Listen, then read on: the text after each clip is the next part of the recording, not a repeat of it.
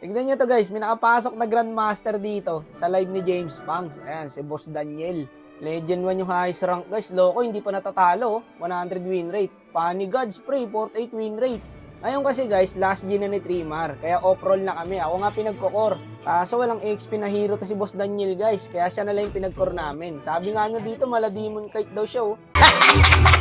Ginajudge nga siya pre sa Comsec sa live ni James Punks. IGN pa lang daw, talo na eh.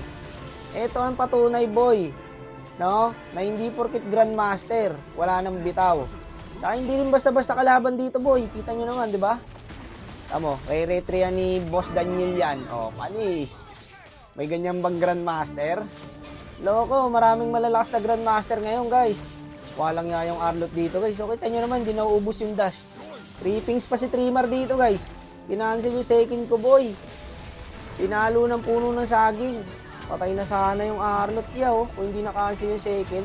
Mga palu yung kalaban. Pero si Boss Daniel na bahala dyan guys. Ako guys, nung Grandmaster ako, ang hero ko lang nun, dalawa lang.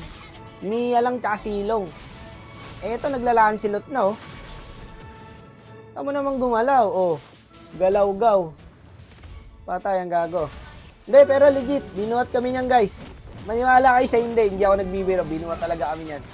Porket Grandmaster, tinatawanan nyo na ah. Alam ko dito na yun eh, sa spot na to eh. Dito na siya magpapakilala guys.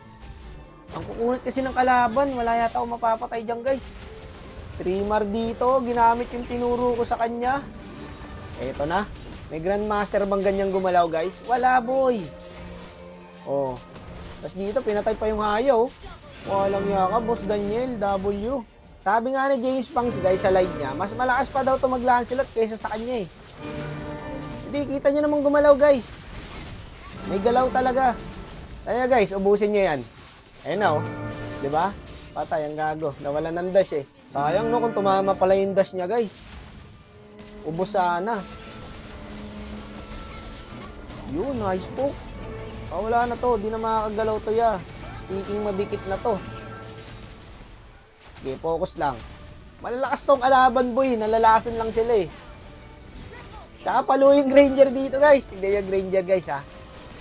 Maniac yan. Grabe nga mga viewers ni James Punks guys. Saka follow nyo na sa Black Up guys ha. Si James Punks pre. Lagi nagla-live nyo guys araw-araw. Tsaka si Trimar. Dito hindi na nung tumama yung second kuya. Nakadash yung Arlot.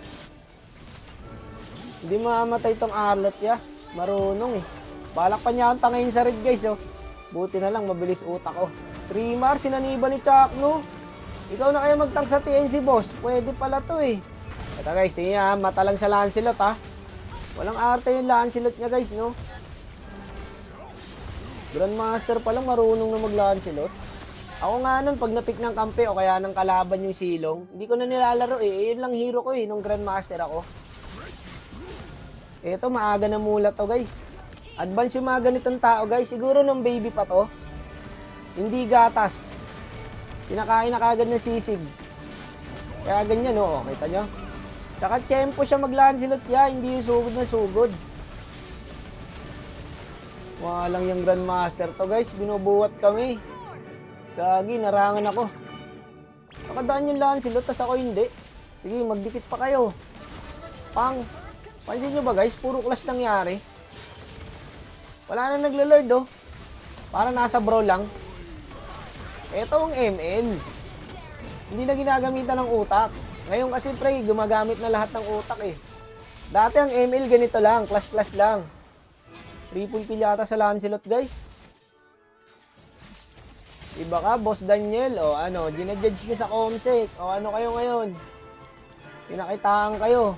Maniac pa nga yata guys, abot yata, triple kill siya eh. Legend 1 lang yung highest rank niya, boy ah. Ay, hindi umabot yung Maniac. Walang ganyang Grandmaster. Tignan nyo mag-dash guys. Parang tanga, di ba? Kakaiba tong Grandmaster na to. Ngayon lang ako nakakita ng Grandmaster na ganito yung laro, guys. O ano masasabi nyo? Pinakitaan kayo, no? Ano ang senyo? Natamimi kayo, ano?